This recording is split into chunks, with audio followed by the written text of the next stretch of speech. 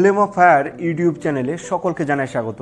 আশা করি সকলেই ভালো আছো আর সকলেই সামনের পরীক্ষার জন্য নিজেকে তৈরি করছো। তো ভারতের সীমারেখা সংক্রান্ত এটি হলো শেষ ভিডিও। তোমরা অবশ্যই জানো যে এর আগের যে ভিডিওগুলো ছিল সেগুলো আমি পার্ট পার্ট করে ভারতের সীমারেখা সম্পর্কিত সমস্ত বিষয়ে আলোচনা করেছি। তো এই ভিডিওতে আমি ভারতের যে জলসীমারেখা আছে সেই জলসীমারেখা সম্পর্কে আলোচনা করব। তো প্রথমে আমি দেখে নেব যে কটি দেশের সঙ্গে শুধুমাত্র জলসীমারেখা আছে। তো এখানে মোট 4টি দেশের সঙ্গে শুধুমাত্র জলসীমারেখা আছে। তো সেই দেশগুলি কী কী? ইন্দোনেশিয়া, থাইল্যান্ড, শ্রীলঙ্কা আর মালদ্বীপ। তো মূল আলোচনায় ঢোকার আগে তোমাদের সে একটি কথা আমি বারবার মনে করিয়ে দিই, সেটা কি যে একটি খাতা, একটি কলম আর একটি ভারতের ম্যাপ নিয়ে তোমরা বসে পড়ো আর ভিডিওটি দেখতে থাকো। আশা করি ভালো লাগবে। আর ভিডিওটি ভালো লাগলে অবশ্যই লাইক, শেয়ার ও কমেন্ট করো। তো প্রথমেই দেখে নেব যে ইন্দোনেশিয়া দেশ সম্পর্কে, যে ভারতের একটি পার্শ্ববর্তী দেশ, যেটা কিনা জলসীমারেখা দ্বারা পৃথক করা আছে। তো কোন জলসীমারেখা দ্বারা পৃথক করা আছে? যার নাম গ্রেট চ্যানেল। আর ইন্দোনেশিয়ার আর ভারতের যে সবচেয়ে কাছের দুটি শহর, সেই দুটি শহরের নাম কি? ইন্দোনেশিয়ার বান্দা অচি শহরটি ভারতের আন্দামান নিকোবরের সর্বদক্ষিণতম বিন্দু, যার নাম কি ইন্দিরা পয়েন্ট। এই দুটি জায়গার মধ্যে দূরত্ব মাত্র 80 নটিক্যাল মাইল। তো বুঝতে পারছো যে অনেকটা কাছেই অবস্থান করছে ইন্দোনেশিয়া দেশটি। তো এটুকু জানলে হয়ে যাবে। এরপরে আমরা দেখব থাইল্যান্ডের সঙ্গে ভারতের যে জলসীমারেখা আছে সেটা সম্পর্কে। তো ভারত আর থাইল্যান্ডের মধ্যে আছে আন্দামান সাগর। তো থাইল্যান্ড ও ভারতের যে সবচেয়ে কাছের দুটি শহর সেটি কি? ভারতের হচ্ছে নিকোবর আর থাইল্যান্ডের সিমলান দ্বীপ। তো যাদের মধ্যে দূরত্ব 115 নটিক্যাল মাইল। তোমরা অবশ্যই মনে রাখার চেষ্টা করবে সিমলান দ্বীপটি কোথায় অবস্থিত? থাইল্যান্ডে। তো এবার আমরা দেখে নেব ভারতের সবচেয়ে কাছের একটি দেশ আর গুরুত্বপূর্ণ বটে, সেই দেশটির নাম কি? শ্রীলঙ্কা। তো এখানে এটা কিন্তু নটিক্যাল মাইলে হিসাব করা হয়নি, এটা কিলোমিটারে হিসাব করা হয়েছে। কেননা আমরা সকলে জানি যে ভারত আর শ্রীলঙ্কার মধ্যে একটি নিমজ্জিত সেতু আছে, যার নাম কি রাম সেতু। আর এটির দৈর্ঘ্য 48 কিলোমিটার। আর এটি কোন দুটি শহরকে যুক্ত করেছে? ভারতের দক্ষিণতম রাজ্য তামিলনাড়ুতে অবস্থিত পাম্বান দ্বীপ আর শ্রীলঙ্কার উত্তরে একটি শহর মান্নার দ্বীপ, মানে মান্নার শহর। তো এই দুটি জায়গাকে যুক্ত করেছে কে? এই রাম সেতু, যেটি কোথায় অবস্থিত? মান্নার উপসাগরে। আর এই ভারত আর শ্রীলঙ্কার মধ্যে একটি প্রণালী অবস্থান করছে, এটা কিন্তু অনেক পরীক্ষায় আসে। তাই তোমরা অবশ্যই মনে রাখার চেষ্টা করবে, যার নাম পক প্রণালী।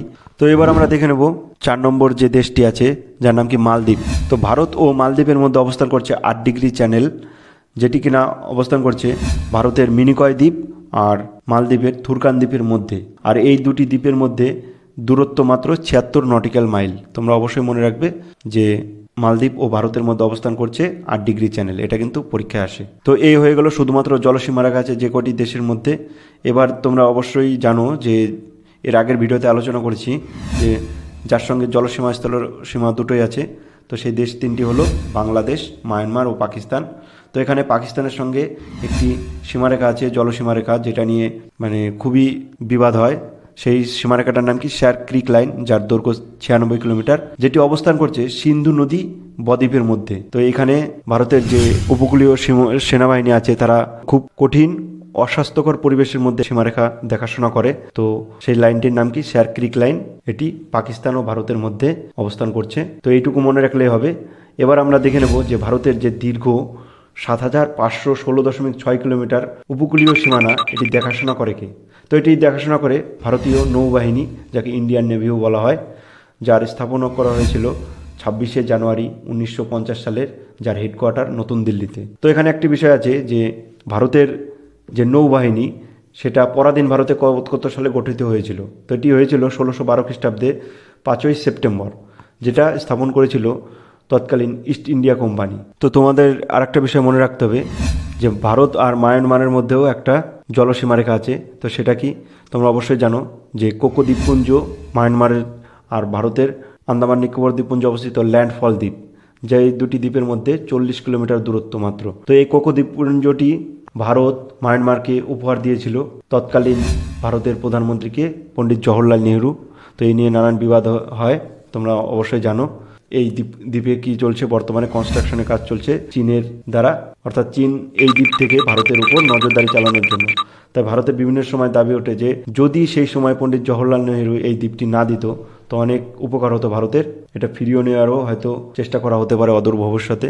তো দেখা যাক কি হয়। তো এই ছিল ভারত আর মায়ানমারের সীমারেখা সংক্রান্ত ছোট্ট একটি গুরুত্বপূর্ণ তথ্য। তো এই হয়ে গেল ভারতের সীমারেখা সংক্রান্ত সমস্ত তথ্য আমি বিভিন্ন পার্টের মাধ্যমে তোমাদেরকে আমি বলার চেষ্টা করেছি। তো ভিডিওটি ভালো লাগলে অবশ্যই তোমরা লাইক, শেয়ার ও কমেন্ট করো। এরপরে দেখা হচ্ছে অন্য কোনো ভিডিওতে অন্য কোনো বিষয়ে।